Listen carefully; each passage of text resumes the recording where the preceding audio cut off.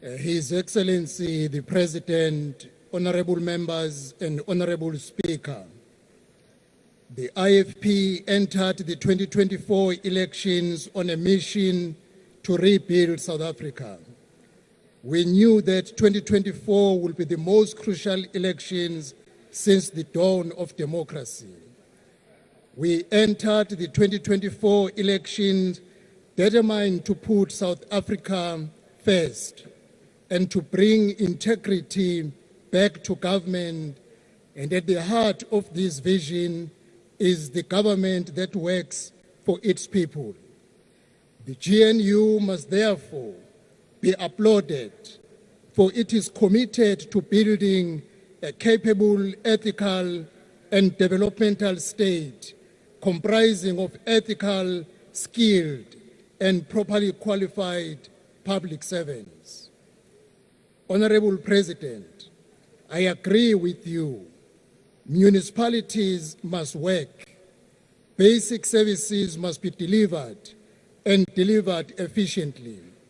At the heart of the crisis is the resources constraint of many municipalities. The current funding model for local government is unsustainable and perpetuates inequality between the rich and the poor.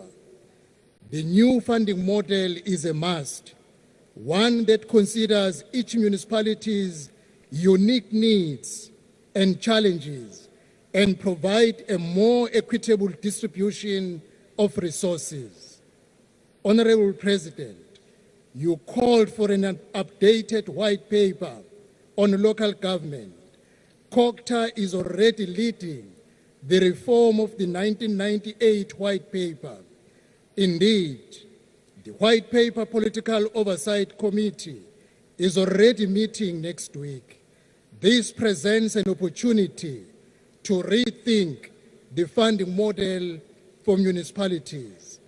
In March 2026, we will table in Cabinet an updated white paper on local government that will be responsive to the real challenges and propose solutions to make the local government work. Honorable President, the GNU will ensure that the commitments you made to the nation do not become empty promises, but a lived reality. We are encouraged that during SONA, you acknowledge the constructive and important role that traditional leaders can play in improving services to our people. For decades, the IFP has been proclaiming the critical role of traditional leaders in promoting development and stability in our communities. Hey, there's something which is disturbing here. I'm sorry, can the service officers just check what's disturbing the minister? Yeah, and I've removed it, Honorable Speaker. Thank you for assisting. We know the importance of partnering with traditional leaders to deliver services and promote development. Therefore, Honorable President, the traditional leaders must be properly supported and capacitated.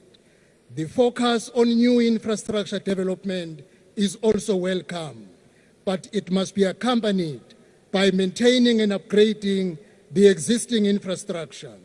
To rebuild South Africa, we need to rebuild our education system, rebuild our healthcare system, and rebuild our economy. The IFP fully supports the principle of universal access to healthcare. Our concern, Honorable President, is the feasibility and affordability of the NHI in its current form. The government, therefore, must prioritize strengthening the existing public healthcare system, which is plagued by inefficiencies and shortages of equipment and medical personnel. The IFP proposes a more incremental approach to implementing the NHI, prioritizing strengthening the existing healthcare system and piloting new models of care. We also emphasize the need for greater transparency and accountability in managing NHI funds to arrest corruption and ensure that resources are properly used. We welcome the government's commitment to creating jobs and stimulating economic growth. We look forward to the implementation of the medium-term development plan, particularly in relation to the 3 strategic priorities of driving inclusive growth and job creation, reducing poverty, and tackling the high cost of living. Honorable Speaker, the unfolding drama and the international diplomatic fallout around the Expropriation Act is deeply concerning. We condemn those who spread misinformation and work against our collective national interest to rebuild South Africa. Together with the nation, Honorable Speaker, I honor our fallen soldiers who bravely fought for peace in the Democratic Republic of Congo. Their selfless sacrifice will never be forgotten. The IFP supports initiatives to restore peace across the continent, knowing that peace and stability are essential for economic development, social justice, and human dignity. Abrupt withdrawal will not be in the interest of the continent. South Africa's presidency of the G20 is a significant milestone for Africa.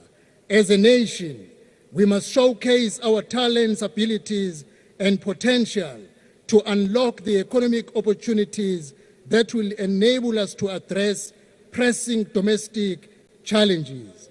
Let me reiterate the IFP's resolute support of the GNU and the GPUs and their vision of healing wounds of the past while working for a brighter future for all of us.